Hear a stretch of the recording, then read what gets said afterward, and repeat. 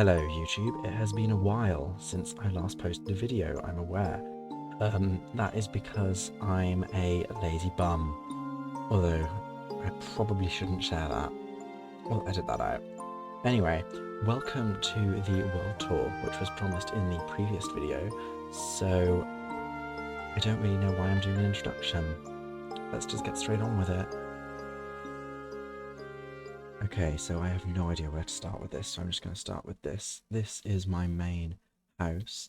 You may be able to see where I've got the inspiration for it from, particularly some parts like that. If we go inside, you can see I've got a hallway here, another main area. The interior is very sparse, and that's because I haven't been bothered to do much. I've got my enchanting setup without an enchanter and missing some bookshelves because I needed them elsewhere. I've got a bar, which needs a lot of work. Behind the bar, there's a charcoal maker. I just put logs into here, and then in here I get charcoal. Quite fun, although it makes an annoying clicking noise. This is my wheat farm inside the greenhouse, which I really like. I've got a little kind of, say little, massive bonsai tree at the end of it there, which I really like. You can go upstairs, which is just as plain as can be. You can see back there the gubbins of the base, which is not very nice. This is a balcony that needs work as well. Heading around here, we've got this little water thing, which I am going to connect at some point to a waterfall once I get rid of this. This was me experimenting, and I don't like it. But yes, this waterway here, as you can see if I stand on the glass, feeds down into the water that feeds the crops. Heading up here is just a big grass area which kind of eats into the roof a bit. I really like the way that turned out. And you can see if I just kind of stand on the roof over here, how this leads into everything else over there, which I really quite like. And at some point, this will be part of the base as well, but I don't know how to connect it yet. Got a little garden just here. This is what it looks like from the other side. There's more that I need to do. I need another building here. There's stuff, if I come over here.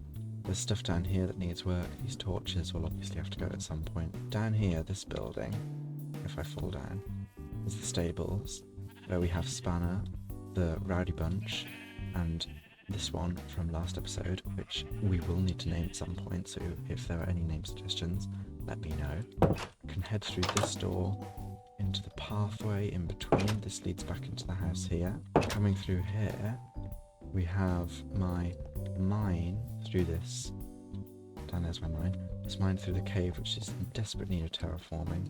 And here is a chunk that I'm mining purely because I need stone and don't know where else to get it from because I don't have a cobblestone generator. Downstairs is where all the magic happens. This is my storage place, let's say. It's not really a room because it's quite open plan. This is my super smelter. It's very inefficient because you have to flick two levers in order to turn it on. This one's for the fuel, this one's for what you're feeding into it, but I like it. There's my bed that I sleep in. This is another part that I'm working on. I'm going to have an enchanting setup in here. This big wooden area with mangrove is a failed experiment. It was going to be something, but I decided I don't want it to be anything.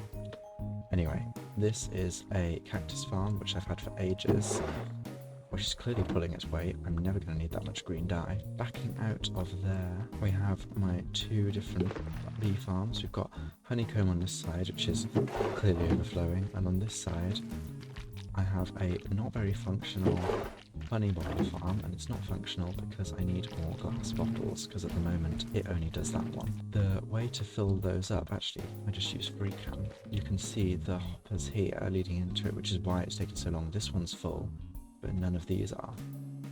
This is the barrel here, the honey farm, right next to Spanner in the stables, and that heads down here.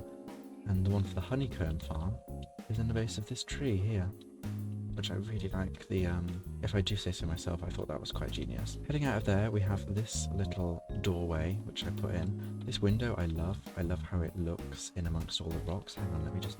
I love how that looks in through all the rocks. It's kind of just poking through. It was a great idea. I did that before I even knew what I wanted downstairs to be, and I'm so glad I did. It turned out so well. This little dock here is something I did so that I could get in and out because I was fed up of walking through the house just to get downstairs. So I built this, and This boat is inspired by one I saw in a Sluder Builds video where he did the Solarpunk City of the Future. I still need to use glow ink on these signs, but I will get to it one day. I just don't have a glowing farm at the moment. This beach is something I've been experimenting with. I've been trying to make it so that it's lighter at the top with a bit of, messiness towards the base of the stone, the little, I suppose you could call it a cliff, rock face maybe, and getting wetter down towards the water, which is why it goes from sand to sandstone to birch to oak to spruce, and then going into the water as well, it gets darker and darker towards the bottom. And I haven't done much, I still need to do all over there. But I really like texturing rivers. That's one of my new favourite things to do because I think from above it gives such a great perspective, and it's one of those things you don't really notice, but without it you really do pick up on it, because look at that, it looks so just, it takes your attention away from the river, which is kind of what you want, whereas over here the bottom's so messy you find yourself thinking, what's going on in there? I need to have a look and see what's going on. On this side of the river we have another beach, same kind of principle, but it's messier towards the back because we have the main path here, which connects to this bridge which takes us across from the house, which you get a good view of here. This part, all of this is completely uninhabited, and I will work on it at some point.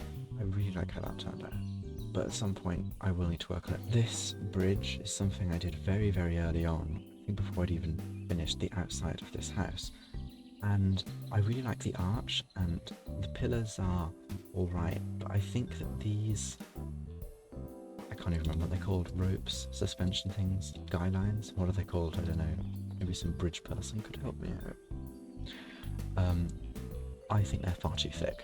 I don't really like how they look, but I don't really know any better way to do it, so for now it stays. Carrying on with this theme, we have this building here, which, as you're able to see by the lack of roof, is very unfinished.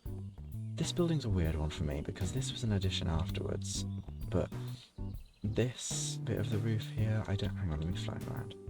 This bit of the roof here I don't like. I love whatever's going on here, and this little lighthouse crane thing. This I love, this is quite fun. Then you get around here, and it all just kind of goes a bit pants really. The roof's missing from that, I know, I'll fix that because I have to somehow attach it to this. But this part here, if I look at that, do you guys know what I mean when I say this build looks like Plankton from SpongeBob? Maybe, maybe not. Flying away from that, which is why you get a good view here, you have my nether portal, which is a design I will need to work on again at some point. I did all this terraforming around it as well, because this is pretty much, I changed it a bit, but this is pretty much just vanilla terrain, which is why it's so messy. But I textured it to try and make a feature of it because I thought it was so unique, and I really like how it turned out this whole way through. More terraforming. I've been really getting into my terraforming recently, which I like. This creation here was inspired by the submarine from the Lego movie. If you don't know the submarine from the Lego movie, I'll flash an image up on screen now. But the reason I did it was because I just wanted to see how many things could I amalgamate together to end up with something cool. So you've got the roof from a cottage, this is a train, a bee, a lorry, skiffs from an aircraft, a ship, top of a star destroyer, X-wing wings, this is the bottom of a lighthouse. These things are literally just a copy of the chimneys down there. So it is a mess, but it's a mess in a chaotic, fun and childish way. This bridge is something I'm really proud of. There wasn't originally much water here. I had to shallow this out. This bridge is something I'm really proud of. When I built it, there wasn't much water here. In fact, it was kind of like this terrain here, just all over the place. So I have had to deepen it. On the other side of the bridge, this here, I still have to deepen. This used to be part of the village, which is why there's this ruined villager house here, which I really like. I tried to make it look like the front had fallen off, and I think I pulled that off quite well, if I dare say so. This is my witch tower. At some point I need to have a purple crystal inside and make the terraforming match the design, but I don't really like how this is at the moment. I don't think it suits this hill, and I think this hill could be better suited to some other thing. So I'm thinking about, at some point, maybe moving it over there, that spruce biome. Now this is somewhere you all know quite well. the Tavern of Beryl Hepton, and I'm quite aware that last episode I didn't really mention what Beryl Hepton is. Beryl Hepton is a town, or a village rather. Up here we have the railway with this train that I designed myself and I'm actually kind of happy with. There's the Beryl Hepton signal box, as you can see here, which is signal box west obviously because this is on the west side of the station. This station is all very raised up, it's all quite similar. I need to texture this at some point, but for what it is at the moment, I really like it. I decided to make it all out of stone, or not stone, tough, stone materials. And I think it turned out rather well. I need to put some carriages in at some point. This is made out of wood because when I terraformed ages ago to actually build the railway, there was this lake and I didn't want to lose it, so I thought, I'll raise the platform up here onto a wooden platform so it can go above where the lake is and I don't have to terraform it. Obviously I haven't finished the back and it's not even begin this side or the rest of the railway, which is very much floating. Oh, a dog, I need that. But at some point I'll get carriages in here and that'll be a tunnel. There'll be a tunnel at the other end next to Godzilla Mountain, which I'm sure you remember from last episode. And there's going to be a proper station here. Beryl Hepton is going to be a village that is just here. This is going to be something I need to shallow out and put a bridge going across. Why did I say shallow out? This is something that I'm going to need to deepen and put a bridge across. There's an actual river running through here. But I think having the village of Beryl Hepton right here is a cool idea and gives some sort of reasoning behind having a railway station in the middle of nowhere. By the way, do you guys have any idea how expensive this railway is? I have a basic iron farm up on that hill where the sun is setting. My goodness, that's bright.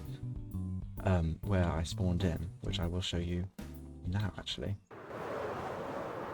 So this is the starter village. As you can see, this is the very basic iron farm with 2 foxes in that I need to rescue at some point. It clearly chased after a chicken.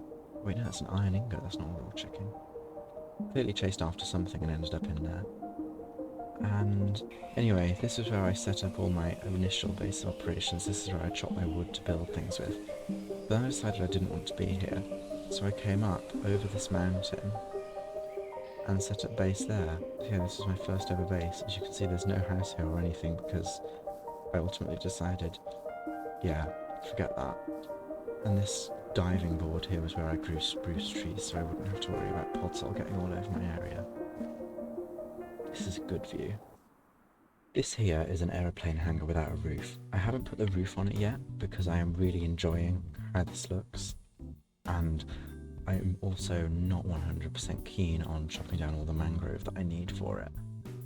But the idea behind this and this really bad terraforming is I want this bit of land where, when you can see the path here, I want this to be kind of like Cayo Perico from Grand Theft Auto 5, and I want a runway, I want aeroplane hangars, and I'm going to make it all quite sandy and dusty and tropical.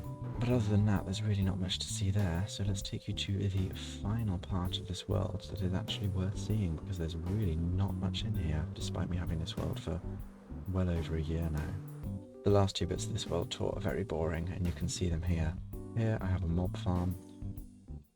I would say I built this very early on, but I didn't because I'm not a redstone person at all, and I actually had to steal the design from a world I used to have with an acquaintance that I used to know. And over here, this is a guardian farm, which you can see the temple down there. I can't remember who made the farm, but it is really useful for getting all my XP and fixing all my tools. So with that brings me to the end of this episode, which is, I'm guessing, probably going to be quite a short one. I'm looking at my recording software saying 20 minutes, but I know I'm going to cut about half of that out because it's just flying around and not really doing much. So yeah, this is about the end of it. There are many unfinished projects, as you can see, and things that do need work. Gosh, this is quite a revealing angle actually of the main base, but I will get to them eventually. So thank you very much for watching. The next episode will be out hopefully quicker than this one because I actually know what I want to do with that one, and I'll give you a clue. It's in shot at the moment. But other than that, I will see you guys in the next episode. Thank you very much for watching, and goodbye. See ya.